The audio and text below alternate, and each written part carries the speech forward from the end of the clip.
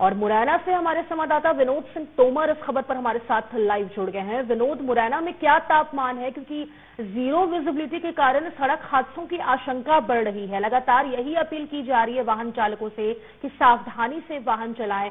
प्रशासन की तरफ से क्या कुछ व्यवस्थाएं की गई है ताकि सड़क हादसों में ज्यादा से ज्यादा कमी आ सके?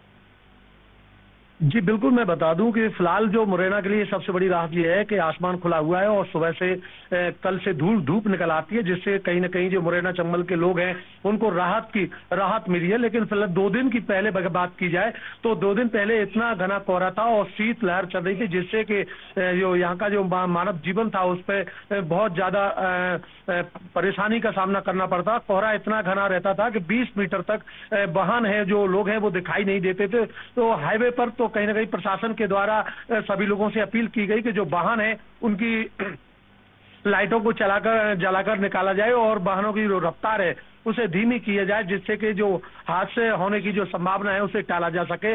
और फिलहाल जो मुरैना के लिए सबसे बड़ी राहत यह है कि आसमान खुला हुआ है और धूप है, जो भी आप देख रहे हैं कि धूप है जो खुली हुई है, और जो पहले जो सर्द हवाएं चल रही थी उनकी भी रफ्तार कम हुई है। लेकिन अभी जो सर्दी है वो कहीं ना कहीं कंपन भरी है, जो उसे ये भी कहते हैं गलन भरी सर्दी है। मुरैना के टेम्परेचर की बात की जाए तो 8 से 10 डिग्री न्यूनतम और दिन का जो अधिकतम तापमान रहता है वो 20 से 22 डिग्री अभी फिलहाल बना हुआ है। जी, अगर किसानों की बात कर ली जाए विनोद, तो ये जो कोहरा है उनके लिए वरदान साबित हो रहा है या फिर परेशानी का सबब बन रहा है? जी बिल्कुल, मैं बता दूं कि अगर ये कोहरा होता है जिससे कि किसानों के लिए ये गेहूं की फसल के लिए सबसे ज्यादा लाभदायी होता है, जिससे कि गेहूं अच्छी ग्रोथ करता है। और जो सरसों की फसल है उसमें नुकसानदायक माना जाता है कि कई जो रोग हैं वो सरसों में आ जाते हैं और उनमें जो रोग आ जाते हैं और जो फली है उस सरसों के जो दाना है उसका पानी में परिवर्तित हो जाता है, जिससे कहीं ना कहीं दोनों फसलों के लिए, एक के लिए लाभदायक और एक के लिए हानिकारक माना जाता है। लेकिन फिलहाल जो मौसम अगर अनुकूल रहे, जैसे कोहरा बना रहे और दिन में खुल जाए, तो दोनों फसलों के लिए ये लाभदायी रहता है। जी, क्या आने वाले दिनों में ठंड से कुछ राहत मिलने की संभावना जताई है मौसम विभाग ने?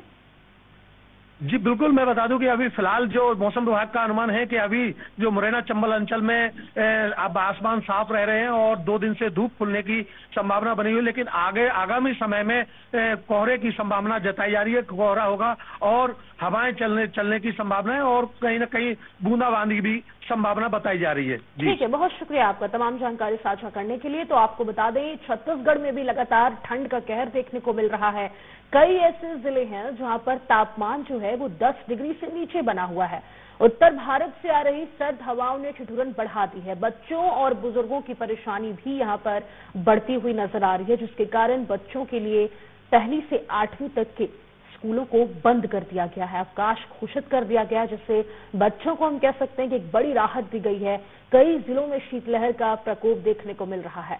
ठंड से खुद का और अपनों का ख्याल रखने की अपील की जा रही है। उत्तर भारत से आ रही सर्द हवाओं ने यहां पर ठिठुरन बढ़ा दी है। आपको बता दें, मध्य प्रदेश और छत्तीसगढ़ में इस वक्त ठंड और कोहरे का डबल अटैक देखने को मिल रहा है। कोहरे के कारण रेल, सड़क यातायात पर भी असर पड़ा है।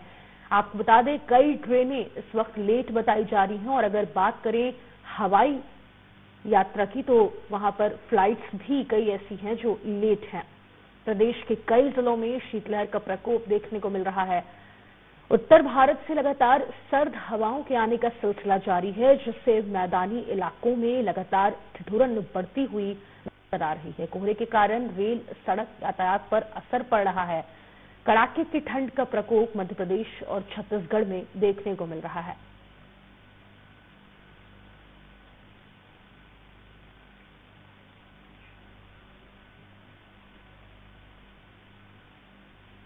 तमाम जानकारी के साथ बलरामपुर से सहयोगी राकेश